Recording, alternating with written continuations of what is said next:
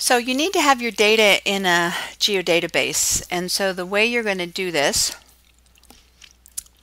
is you're going to create a geodatabase and a feature data set. So I'm going to click the catalog window, go to my folder connections and to my desktop and find my project folder.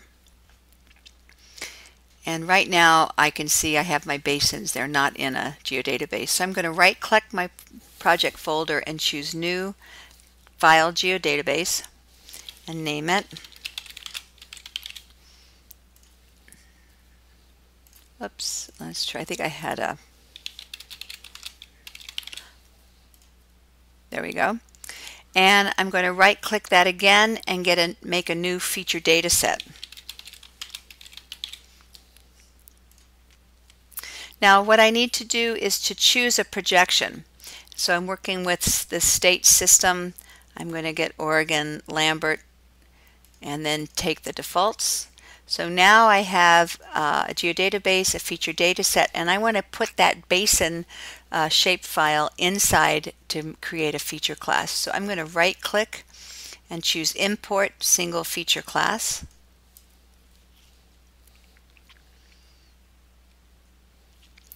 And the feature I want to import is the basins. Where I want to put this is in my geodatabase and in my, oops, I went one too far. Let me go back up. So the name of the output location where I want to put it is here in the geodatabase in the feature data set. And then what do I want to call it?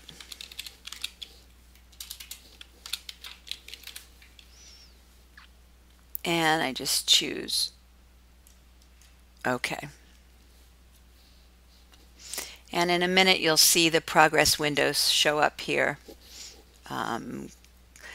Feature class to feature class. So sometimes a shapefile is also called a feature class. And it will usually add it automatically. And you can see in my list by source that I have two different locations for this data. One is in the geodatabase in a feature data set, and the other is standalone in the folder. So I can close this and remove that.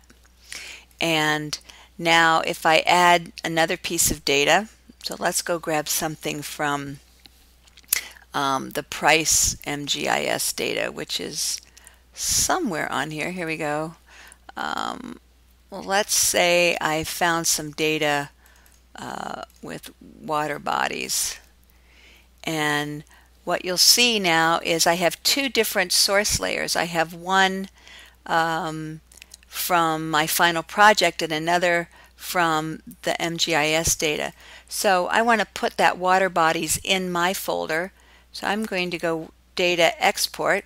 So you can import or export, and I have to choose where to export that.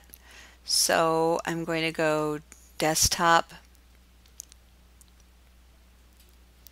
Final Project, open the geodatabase, open the feature data set, and I want to call this Water Bodies.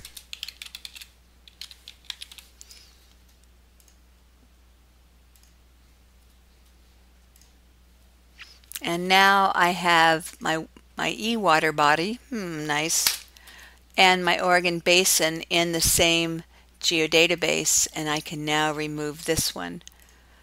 And if I look here, I have both of those. I'm going to remove that because sometimes with that removed I can rename things. There we go. Oh, nice, much nicer. And I can actually now have all of my data combined. So when I'm done with my project, all I have to do is put this geodatabase in a separate folder and ship that off.